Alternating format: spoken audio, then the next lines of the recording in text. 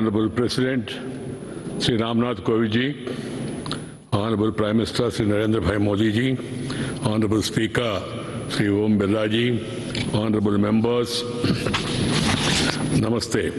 I wish to read a few paragraphs from the English version of the President's address to both the House of Parliament assembled together today, and the rest may be considered as read. Honorable members, we are in the third year of the pandemic caused by the coronavirus.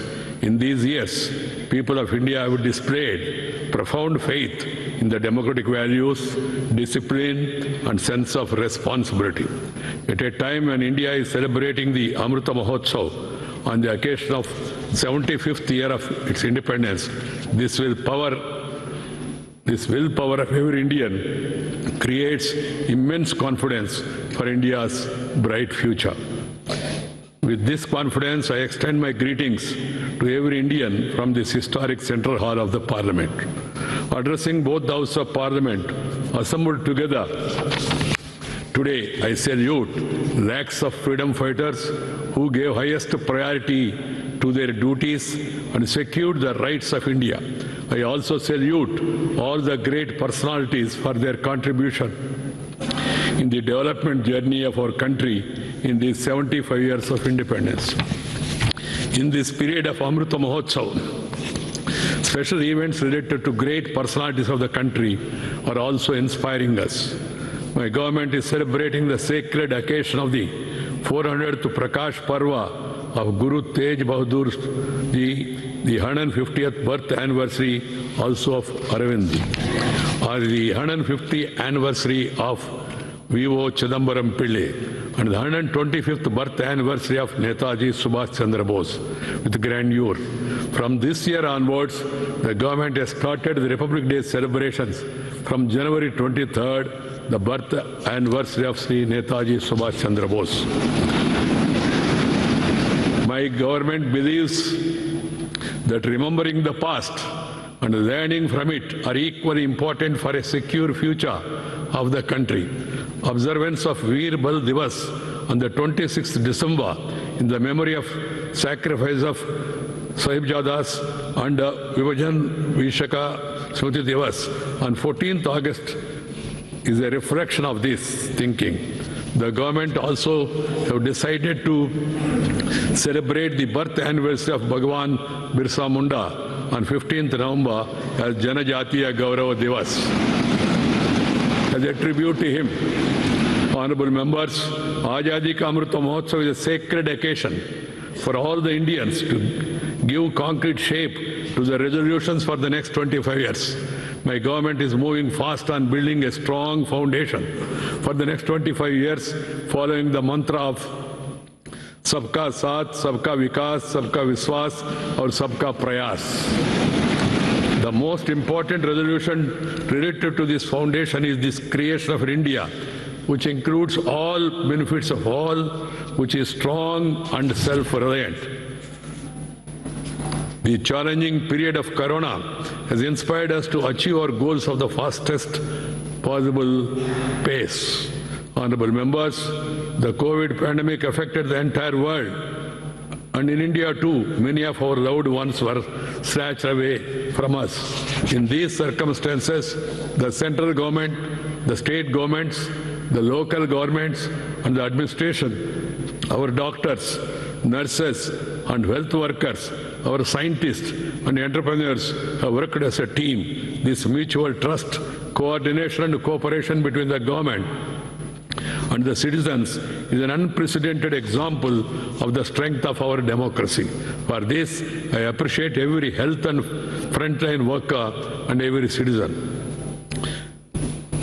Honorable members, several countries have experienced scarcity of food grains and faced starvation during the Corona crisis. But my sensitive government ensured that nobody remained hungry during the worst pandemic in 100 years. My government is providing free ration to each poor household every month under the Pradhana Mantri Garib Kalyan Anna Yojana. This is the world's largest food distribution program with an outlay of rupees 2,60,000 crores, reaching out to 80 crore beneficiaries for 19 months. Being fully sensitive to the present circumstances, the government has extended this scheme till March 2022.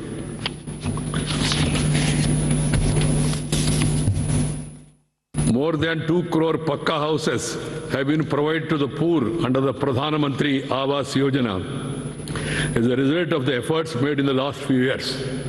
Under the Pradhan Mantri Awas Yojana Gramin, 1 crore 17 lakh houses have been approved at a cost of about rupees 1.5 lakh crores in the last 3 years. Launched with the aim of Har Ghar Jal, the Jal Jeevan mission has brought about a huge difference in the lives of the people. Nearly 6 crore rural households have been provided tap water connection despite the constraints imposed by the pandemic. It has been a huge benefit for the women, sisters and daughters in our villages. My government is working continuously to empower farmers and the rural economy of the country. Despite the pandemic, our farmers produced more than 30 crore tons of food grains and 33 crore tons of horticulture produce in 2021. The government made record procurement to match the record production. The government procured 433 lakh metric tons of wheat during the Rabi season, benefiting about 50 lakh farmers. A record quantity of about 900 lakh metric tons of paddy was procured during the Kharif season, benefiting 1 crore 30 lakh farmers. Honorable members, the great Saint Thiruvalluvar has said, Karka Kasaduara, Karpavai Katrapin, Nirka Atarkutaga. That is what a person has learned, is reflected in his conduct. My government is implementing a new national educational policy across the country to give shape to the resolve and potential of Atmanirbhar Bharat. Local languages, Indian languages, are also being promoted through the national education policy. Emphasis is being laid on conducting important entrance examinations for undergraduate courses in Indian languages as well. This year, 19 engineering colleges in 10 states will start teaching in 6 Indian languages. Honorable members, we have all witnessed the potential of India's youth power during the Tokyo Olympics. In its best performance ever in this international competition, India won 7 medals in the Tokyo Paralympics. 2 Indian para-athletes set a record of winning 19 medals. In order to improve India's performance in the Olympics and sports, the central government along with the state government is setting up hundreds of Khelo India centers in the country. The government has also established centers for disability sports in Gwalior with modern facilities to provide training to Divyang youth in para sports. Honorable members, due to consistent endeavor of my government, India has again emerged as one of the fastest growing economies in the world. GST collection has consistently remained above rupees 1 lakh crore during the last several months, inflow of $48 billion in the first 7 months of the current financial year. It is a testimony to the belief the global investor community has in India's growth story. Our goods exports stood at $300 billion, or more than rupees 22 lakh crores. Honorable members, India has strengthened its standing in rapidly evolving global environment through improvement in diplomatic relations. India chaired the United Nations Security Council in August 2021 and took several path-breaking decisions under the presidency of India. For the first time, the Security Council held a comprehensive debate on the issue of maritime security. The Security Council, for the first time, adopted a presidential statement on this subject and did so unanimously. Honorable members, climate change is a major challenge confronting the whole world at present. India has emerged as a responsible global voice on the subject. At the COP26 summit, my government has announced that by 2030, India will reduce its carbon emission by 1 million tons. India has also committed to a target of becoming net zero emission economy by 2070. The government have also taken the initiative of Green Grid Initiative, one sun, one world, one grid with the global community. It is the first international network of global interconnected solar power grids. Our ambitions and resolve towards environment are a testimony to our sensitivity towards nature. Honorable members, today in the Amrita call of independence, our resolve of Ek Bharat Shreshtha Bharat is enabling us to write a new chapter of development. On this basis of democratic values, today the country is making special efforts for the states and regions hitherto left neglected. Honorable members, today the country's achievements and success are limitless, and the country's potential and possibilities. The achievements are not of one of institution or establishment. These are the collective achievements of more than 1 billion citizens of our country. These are the fruits of the labor and sweat of billion-plus people. These achievements are milestones in the long journey to achieve our ambitious goals and our motivation towards forward. In the year 2047, India will be celebrating its centenary of independence.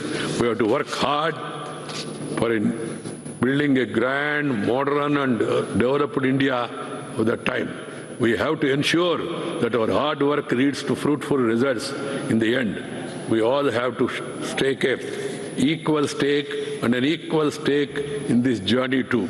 I appreciate the manner in which all the members of Parliament have discharged their responsibilities, and the two houses have functioned with all precautions during this challenging time of Corona. You are the drivers of hope and aspirations of crores of people. It will be in the same spirit that we have to keep working in future. I have belief that together we will take our great Bharatavarsha to the pinnacle of its glory. In the same spirit, I once again congratulate all of you. My profound thanks to all of you. Jai Hind.